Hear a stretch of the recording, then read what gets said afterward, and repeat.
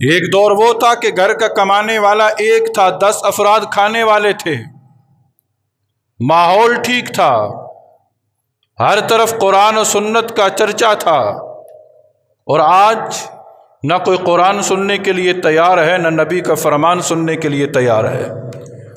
تو پھر زندگی کے اندر جو رزق آ رہا ہے اس میں برکتیں آئیں گی کیسے؟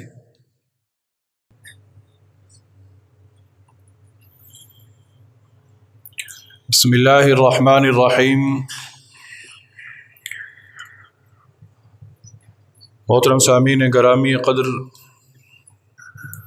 اللہ رب العزت نے آسمان کو زینت بخشی ہے ستاروں کے ساتھ، اور اللہ رب العزت نے اس زمین کو زینت بخشی ہے پرہیزگاروں کے ساتھ۔ کون پرہیزگار؟ وہ کہ جو اپنے آپ کو گناہوں سے بچا لیتا ہے۔ ایک اللہ والے فرماتے ہیں ہر وہ کام جو اللہ سے تعلق کے درمیان درار ڈال دے، یعنی اللہ سے تعلق کو کمزور کر دے، اس کام کو چھوڑ دینا اسی کا نام تقویٰ ہے۔ اور اللہ رب العزت اپنے پاک کلام کے اندر ارشاد فرماتے ہیں کہ اے ایمان والو، اللہ سے ڈرو جس طرح ڈرنے کا حق ہے، اور مرنا تو مسلمان مرنا۔ آپ کئی دنوں سے تقوی کے متعلق سماعت فرما رہے ہیں۔ قرآن مجید فرقان حمید کے اندر اللہ رب العزت نے قرآن پاک کے سپاروں کو تقوی کے الفاظ سے مزین کیا ہے۔ کیوں؟ یہ تقوی ہماری ضرورت ہے۔ جو چیز ضرورت میں آتی ہے نا، اسے بار بار ذکر کیا جاتا ہے۔ یہ ہماری دنیا کی بھی ضرورت ہے، ہماری قبر کی بھی ضرورت ہے، ہمارے حشر کی بھی ضرورت ہے، پل صراط کی بھی ضرورت ہے، یہاں تک کہ جنت کی بھی ضرورت ہے۔ دنیا کی ضرورت کیا ہے؟ دنیا کے اندر تقوی کس طرح ضروری ہے؟ قرآن مجید فرقان حمید کے اندر اللہ رب العزت ایک قوم کا ذکر کرتے ہیں، ایک بستی کا ذکر کرتے ہیں۔ وَلَوْ أَنَّ أَهْلُ الْقُرَىٰ آمَنُوا وَاتَّقَوْا لَفَتَحْنَا عَلَيْهِمْ بَرَكَاتٍ مِّنَ السَّمَاءِ وَالْأَرْضِ، کہ اگر یہ بستی والے، اس بستی کے رہنے والے لوگ تقوی اختیار کر لیتے تو ہم آسمان اور زمین کے دروازے ان کے لیے کھول دیتے۔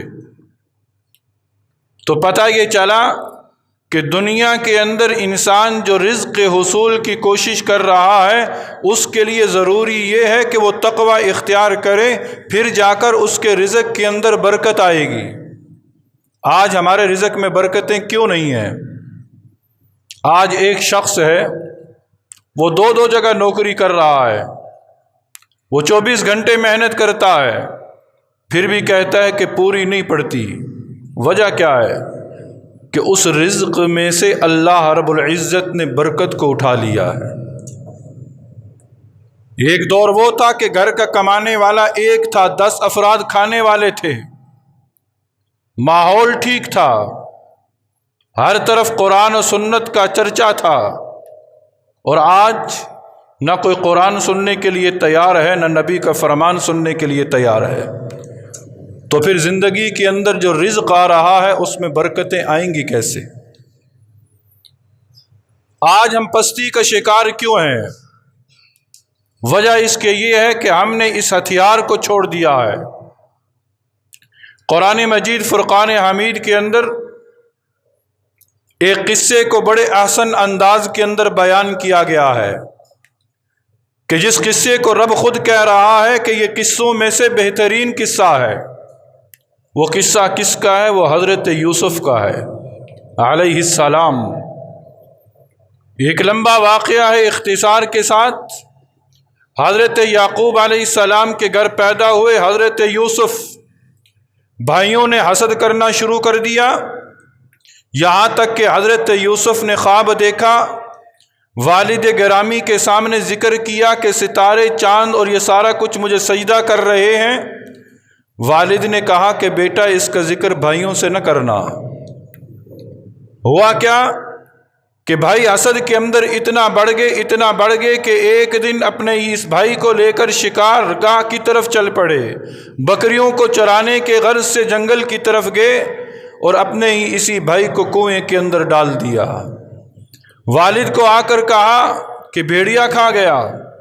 وہ یوسف جو کنویں میں گئے، کنویں سے نکلے، بازار مصر کے اندر بکے، عزیز مصر نے خریدا، مصر کے محل میں جا پہنچے، زلیخا سے مقابلہ ہوا، گناہ کی دعوت ہوئی۔ انہوں نے کہا کہ قال معاذ اللہ، میں اللہ کی پناہ میں آتا ہوں۔ اے یوسف تو بھاگنا شروع کر۔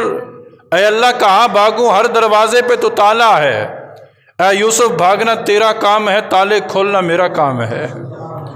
یوسف بھاگتے چلے گئے، تالے کھلتے چلے گئے، یہاں تک کہ عزیز مصر نے ایک وقت آیا، اسی یوسف علیہ السلام کو جیل کے اندر پھینک دیا، جیل کے اندر ڈال دیا۔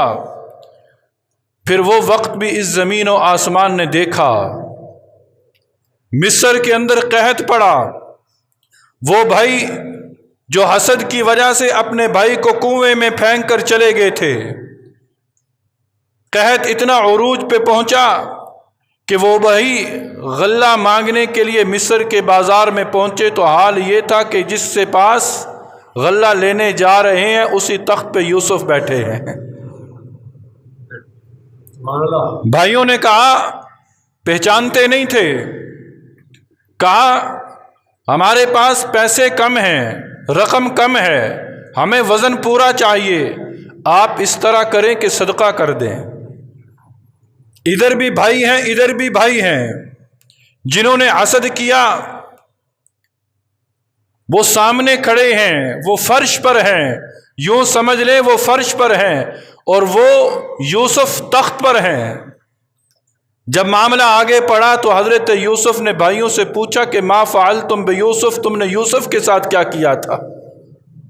بھائی پہچان گئے، آئنک لانت یوسف، کیا آپ یوسف ہیں؟ حضرت یوسف علیہ السلام نے کہا کہ قال انا یوسف وہذا اخی، ہاں میں یوسف ہوں اور یہ میرا بھائی ہے۔ یہ سارا مقام آپ کو ملا کیسے؟ ہم نے تو آپ کو پستی کے اندر ڈالا تھا، یہ بلندیاں کیسے ملی؟ آپ کو تو کنویں کے اندر پھینکا تھا، آپ کو تخت کیسے ملا؟ حضرت یوسف علیہ السلام نے جو جواب دیا پورے قصے کا خلاصہ ہے۔ حضرت یوسف علیہ السلام نے کہا انہ من یتقی و یصبر، میں نے تقوی اختیار کیا اور صبر کیا، میں نے تقوی اختیار کیا۔ ان اللہ لا یضیع اجر المحسنین، بے شک اللہ رب العزت نیکی کرنے والے کے اجر کو ضائع نہیں کرتا۔ ہم تقوی اختیار کر لیں، کتنا اختیار کریں؟ فاتقوا اللہ ما استطعتم، اللہ رب العزت ارشاد فرماتے ہیں جتنی تمہاری طاقت ہے اتنا تم تقوی اختیار کر لو۔ میں کسی کی طاقت سے زیادہ بوجھ نہیں ڈالتا، جتنا تمہارا اختیار ہے اتنا تم اختیار کر لو بس۔ فاتقوا اللہ ما استطعتم، جتنی تمہاری استطاعت ہے اتنا تم تقوی اختیار کر لو۔ یہی تقوی تمہارے دنیا کے اندر بھی کام آئے گا، آخرت کے اندر بھی کام آئے گا۔ آخرت کے اندر کیسے کام آئے گا یہ تقوی؟ کل قیامت کا دن ہوگا، دوست کو پہچاننے سے انکار کر دے گا، نفسا نفسی کا عالم ہوگا۔ الاخلاء یومئذ بعضهم لبعض عدو، بعض کے دشمن ہوں گے، الا المتقین، سوائے متقین کے، سوائے تقوی والوں کے، کہ جنہوں نے تقوی اختیار کیا وہ ایک دوسرے کی سفارش کر رہے ہوں گے۔ اس لیے تو کہا جاتا نا کہ حافظ قرآن، عالم دین، شہید، اللہ کے نیک بندے وہ ایک دوسرے کی سفارش کریں گے۔ تو میدان حشر کے اندر بھی کام، پل صراط پر سے گزر رہے ہوں گے، گناہگار اوندے منہ جہنم میں گریں گے۔ ثم ننجی الذین اتقوا، رب کہتا ہے میں نجات دوں گا ان لوگوں کو جنہوں نے دنیا کے اندر تقوی اختیار کیا ہے۔